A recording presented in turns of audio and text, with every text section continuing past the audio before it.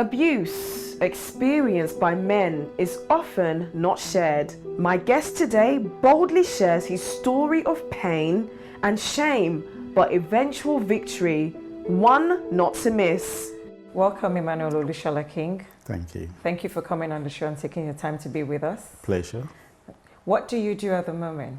I work as a prison chaplain at the moment. Okay, tell us a bit about that. What does that entail? It's just like a pastor within the prison environment. Oh, okay. So is that just for the prisoners or?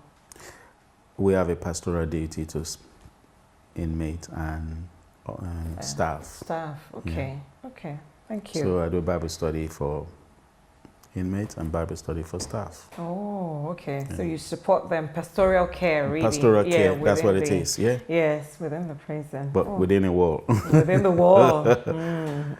So there's a church with a wall, not without a wall. Yes, and you give them hope, isn't it? That's right. That's why we're there. Yes, you know. Spiritual guidance. Spiritual guidance. Moral compass.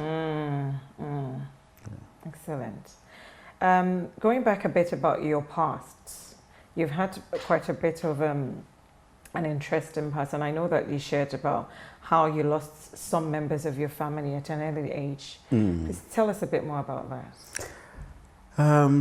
I guess, I think I was 3, and my brother was about 1.5. Oh wow! Okay. And was a younger child. Yeah, very young. And then with the nanny who was looking after us was very careless. Was that here? Yeah, it was here. Oh, okay, yes. Was very careless. They left tablet around, and then children being children. Yes. We just swallow it. We took it in. And the 2 of you? 2 of us. Oh, so you are here by divine intervention. I can tell you that. I've escaped death at least 7 times now. So, yeah. How many times? At least 7 times. At least 7 times? Yes. Are you going to share more about each of those If I can remember them all, yeah, they're very, But they managed to rescue me. Unfortunately, my brother couldn't be rescued, Coyote. So he went to heaven ahead of me. So he's waiting there for me. So. God's grace. You grew up in Nigeria before you came back here? Yes, I was born here. Yeah.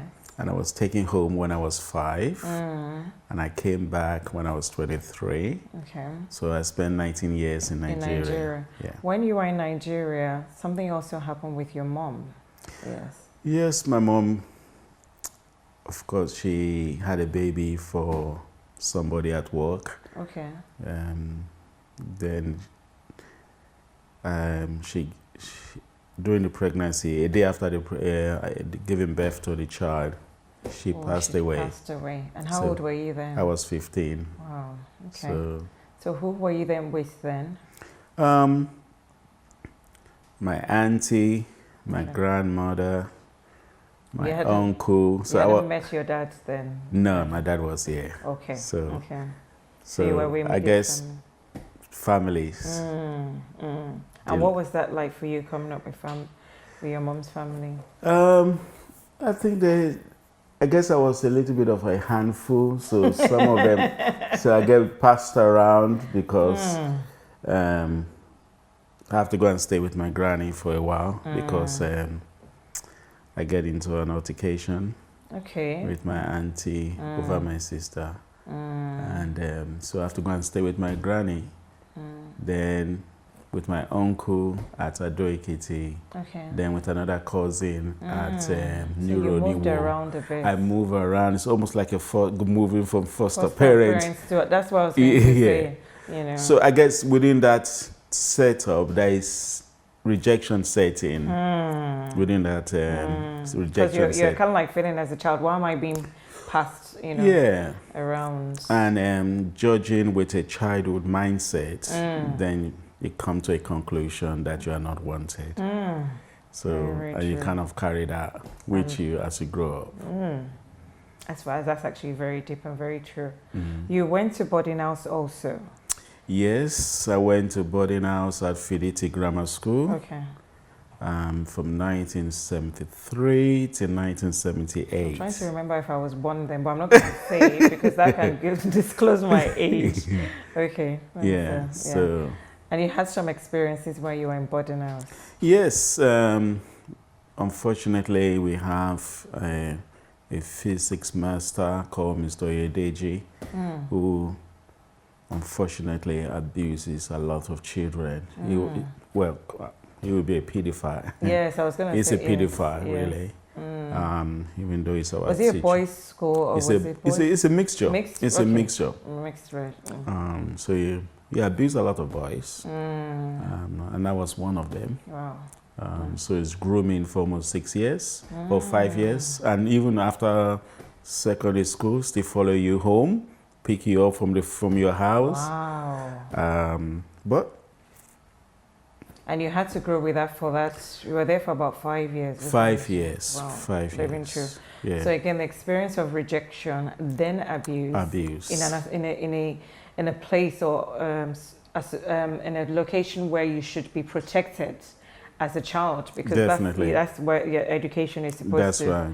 to do, to protect you as a child. So you went through all that. Did you ever share with anyone? Did you ever speak to anyone about it? No. Not until I got to this country, until my first marriage broke down. Then I went for counseling. That was the first time I disclosed that. So. And it's not kind of the thing that you would want to share again. Did he threaten? Was there a threat to say? No, there is no threat. I guess there is a fear there. Because it's the teacher, isn't it? That's right. And you've never heard about the things like that before. Who will believe you? Exactly. In Nigeria? Yeah, not at that time. Hardly anybody talk about abuse, sexual abuse, That's true. So it's something that you have to carry with you emotionally, mentally, and I guess it also affects your behavior, the way you relate. When you then got here, so it's like you were saying, that the impact on your marriage, your first marriage, because obviously it's like, someone who's gone through so much in your life. What did that result to? And I always ask one question on the show.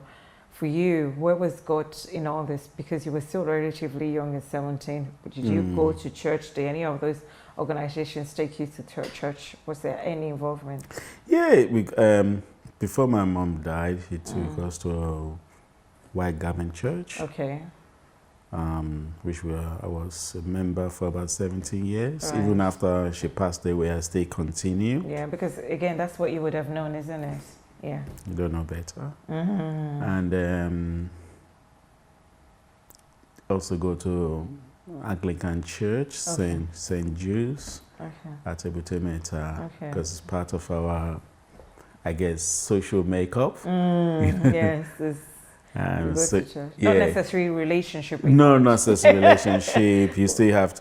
I still remember my grandmother would still go to herbalists for protection. Yes, to finalize what they needed. Yes. to finalize. And they also go to this. I don't know what they call them nowadays. I can't remember this Muslim. Oh yes. Is it the imam or the? No, but they would call them something really? In Yoruba. They help you with some things. They're similar to a herbalist, but they kind of. So really, church then was more of like routine. Social gathering. Social gathering. It's where you meet with friends and social gathering. Everybody is doing it. You must well join along. So that's it. And for you, where did the relationship start? When did that relationship start for you as a Christian? I think you mentioned here you got saved at 20. Yes, at 20. That was at Ado-Ekiti. Okay. I had I think I had a hernia, and I was rushed to hospital. Right. When I was at the hospital, the doctor told me before the operation I shouldn't eat anything. I wish I've listened to them. I ate even before the operation, and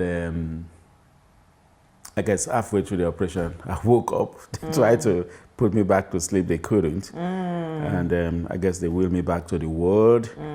And around 2 o'clock in the night, I wanted to go to obey nature. Nicely put. Yeah. Yeah, to obey nature, but unfortunately, because where the stitches was, every time I tried to help myself, the stitches kind of stretched a little bit. It was kind of very painful.